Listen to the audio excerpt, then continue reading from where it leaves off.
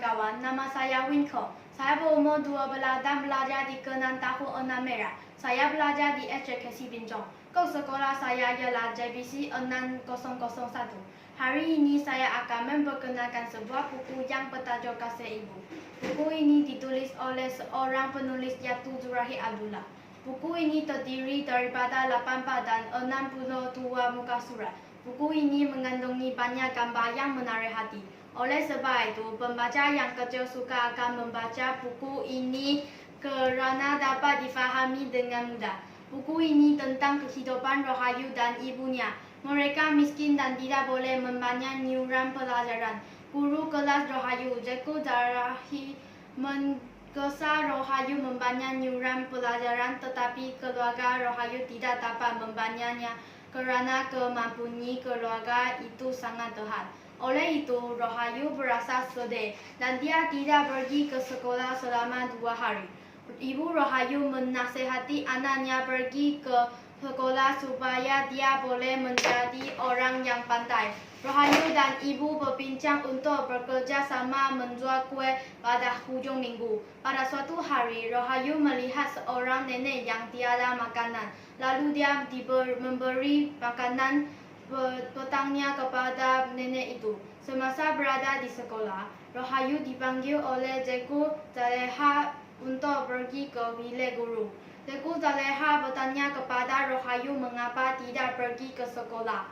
Rohayu mendiamkan diri. Cikgu Zaleha menjelaskan bahawa dia faham kehidupan Rohayu yang susah. Kamu boleh membuat bayaran secara ansuran. Rohayu sangat bersungguh dan menangis terharu. Selepas pulang dari bilik guru, Rohayu pergi mencuci muka di tandas. Tiba-tiba dia pingsan di dalam tandas kerana dia terlalu lapar. Kawannya Haminda terlihat dia pingsan di dalam tandas. Dia segera memberitahu cikgu akan kejadian ini. Cikgu Zaleha dan Cikgu Zurahi segera pergi ke tandas lalu mengangsung dia ke kantin. Beberapa minit kemudian, Rohayu sedar dan menjerit kerana kelaparan. Cikgu Zaleha memberi sepinggan nasi lemak kepada Rohayu. Pada waktu petang, Rohayu dihantar pulang oleh cikgu dan kawan-kawannya. Ibu Rohayu petang terkejut dan menangis apabila menyambut kepulangan Rohayu. Cikgu Zaleha memberitahu kejadian di sekolah kepada Mak Peta. Mak Peta memeluk anaknya lalu memberi air kepada cikgu. Selepas guru pulang ke rumah, Rohayu meminta maaf kepada ibunya. Pada waktu malam, Rohayu menjelaskan kepada ibunya bahawa dia dibantu oleh guru.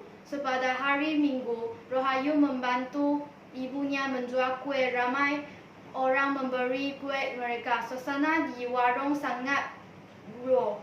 Rohayu berasa gembira semasa melihat banyak orang membeli kue jualan ibunya. Hanya jam setengah dibuka, kue jualan ibunya sudah habis terjual. Tiba-tiba, sebuah kereta berhenti di hadapan warung.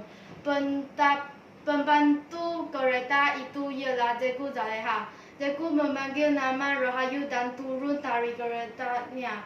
Rohayu terkejut semasa mendengar cerita gurunya. Cikgu Zaleha memberikan sepucuk sampu berisi uang kepada ibu Rohayu. Pada keesokan hari, Cikgu Rosri menyampaikan berita sedih tentang kemalangan. Cikgu Zaleha berehat di hospital. Rohayu dan kawannya bimbing akan kejadian Cikgu Zaleha. Oleh itu, mereka menaiki kereta Aida. Bapa Aida pergi ke hospital untuk melawat Cikgu Zaleha.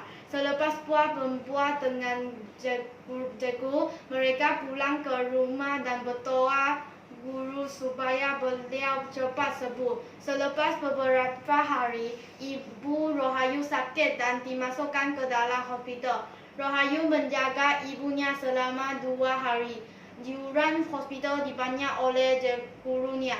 Akhirnya, Rohayu terkejut semasa mengetahui Cikgu Zaleha ialah seorang anak yatim piatu.